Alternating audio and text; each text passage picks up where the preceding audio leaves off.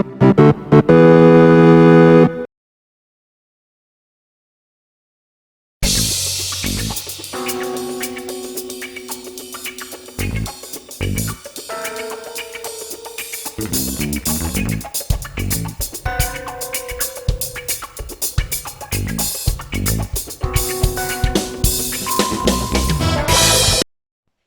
hello there YouTube and welcome to a random review. I'm Random Ross, and yeah, it's all been building up to this with my Monsterverse reviews. Now I'm reviewing Godzilla vs Kong. Oh yeah, Godzilla vs Kong. This is directed by Adam Wingard,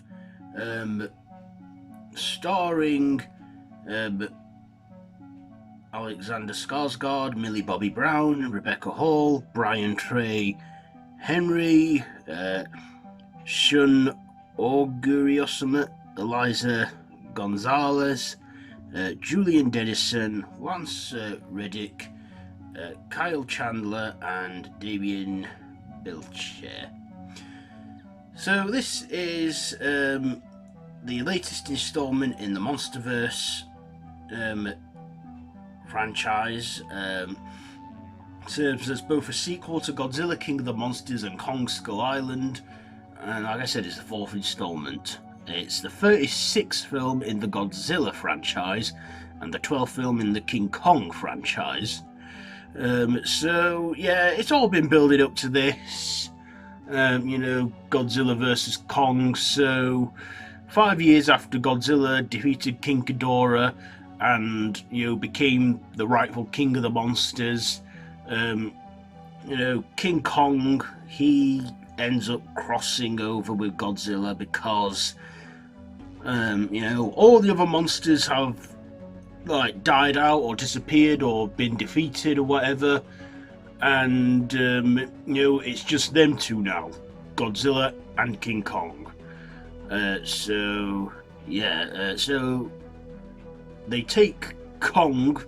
So Kong's is on Skull Island and he's got an enclosure there, and they have to take him away from Skull Island to find this Hollow Earth or something, I don't know. And yeah, Godzilla is also on a violent rampage. No one seems to know why. And then there's this rival corporation, this rival company to Monarch called Apex. Okay, now people, I'm going to get into some spoilers now, so if you don't want to know any spoilers, then I'll leave a timestamp on the screen. Go to that timestamp and, you won't know any spoilers. But if you want to stick around for the spoilers, then you've been warned, so I'll give you about 5 seconds to skip to that timestamp. So 5, 4, 3, 2, 1. Okay, here we go, spoilers. So the reason why Godzilla's going mad is because Apex are building Mechagodzilla. Yes, we get Mechagodzilla in the modern age with a big CGI makeover. And Apex, if you watch the post-credit scene of Godzilla King of the Monsters, you'll see that Charles Dance bought the severed head of Ghidorah that was ripped off earlier on in the previous film, and they used that head, the skull and the brain, as a supercomputer to power this Mechagodzilla.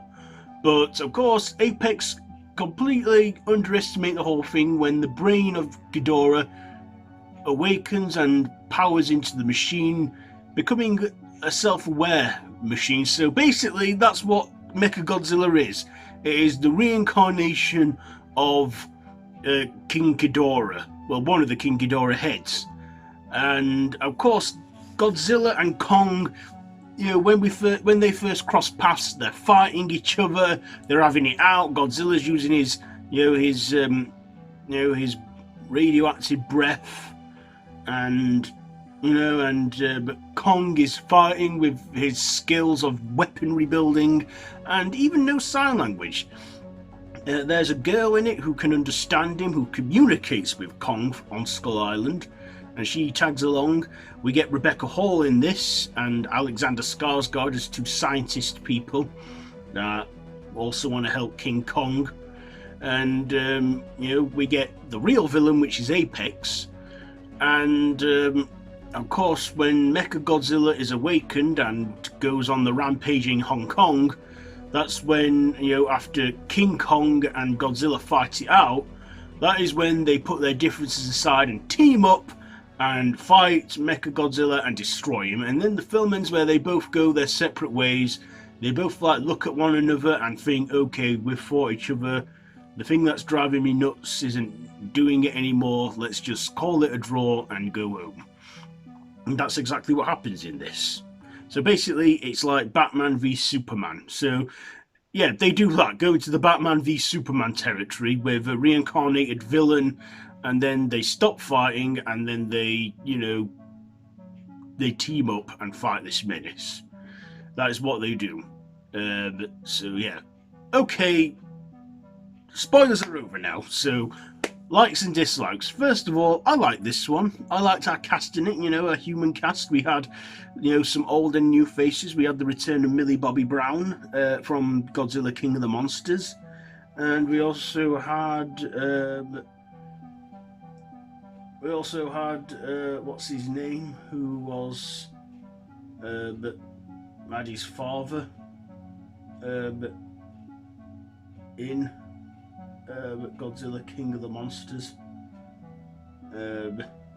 That's it. Carl Chandler returned, and we also had some new characters in there, as I've said already. So yeah, I liked our cast in this, and I like that they did what they said they were doing.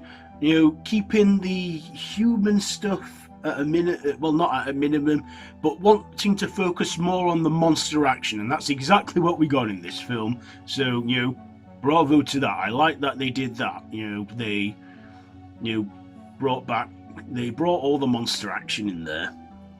I also like the visuals on the Hollow Earth that Kong goes to that we see in the film. Say no more on that. I also loved, you know, the CGI on Godzilla and King Kong. They just both look badass, and the fight scenes were pretty cool. I did like the fighting scenes, especially the final showdown in you know, in Hong Kong. That was pretty stunning and visually brilliant with the lights and everything and the effects. I thought that was great. I like the story of Kong in this as well, how, you know, he's in this, Kong and Godzilla, and yeah, it's just got good visual effects. I also liked, you know, Mechagodzilla. I won't say any more on that, but yeah, I liked that as well. The CGI on that, how that got the 20th century treatment and looked all CGI'd and stuff. The CGI was pretty decent in this. It had a good soundtrack and a good score. I will say one negative, that this focused a lot on Kong and not as much on Godzilla. See, in these recent movies, I feel like Godzilla, even though he's been marketed as the main attraction and is the title character, they've not really had much focus on him. I mean, like in the 2014 Godzilla, we didn't really see him halfway into the film, and then in King of the Monsters, again, he featured in one sequence, wasn't really seen much in the middle act, but then came back for the big finale. In this, it was pretty much the same. Godzilla came into it at the beginning, had his rampages, then again to fight Kong for round 1, but then in round 2, he came back and was like still on the rampage, but still, yeah, you know, Godzilla's still featured in this, but I do feel that they did go focus a bit on Kong, but still, it was okay. This movie was about 113 minutes, so just under 2 hours, and it was pretty action-packed, wasn't slow build at all, quite fast pace. We get the return of some other monsters like the Skull Crawlers from Kong's Skull Island. Yeah, and in Kong's Skull Island, Kong was just a teenager, and in this, he's fully grown. So yeah, Godzilla vs Kong. Do I recommend it? Yeah, I'd say check it out. It's fairly decent, and I enjoyed it. It was a good, conclusion for now, because Legendary and Warner Brothers have no further plans to, they have no further plans to make any more monster movies at this time. So I don't know if this is going to definitely be the last one, or maybe the last one for a while. Either way, I'm glad that they're not going to turn this in. Either way, if they're not going to make any more, then that's probably good, because I don't want turning this franchise into a cash cow. Just making cash grabs and everything, not making much of a story, just making films for the sake of it. But if this is going to be the last one for a while, I hope that they do take the time that they've got off from this series to write a decent story, to make a decent film, not to just, like I say, make films for the sake of it. So so if this is the last one, then yeah, they wrapped it up nicely. But I won't mind another Monsterverse film in the near future. Probably like a hiatus or something, because like I say, they have no further plans, not at this time. So we shall see if they do make another Monsterverse film. But for now, this is the most recent one, and yeah. So Godzilla vs Kong ratings, I'll give it a 4 out of 5. 4 out of 5 because I was entertained throughout. 4 out of 5 for Godzilla vs Kong. So yeah, have you seen this one yet? Let me know down in the comments below. If you like this video, be sure to give it a big thumbs up and to share with your friends. Feel free to subscribe to my channel if you haven't already, and to hit the notification bell. No pressure, but it would mean a great deal to me if you do. Also, if you love other content that I do, like if you love horror content, science fiction content, I have channels for them linked in the cards above or down below, so check them out. And yeah, I've been Random Ross. This has been a random review. So until next time, I bid you all a goodbye, friends. Goodbye.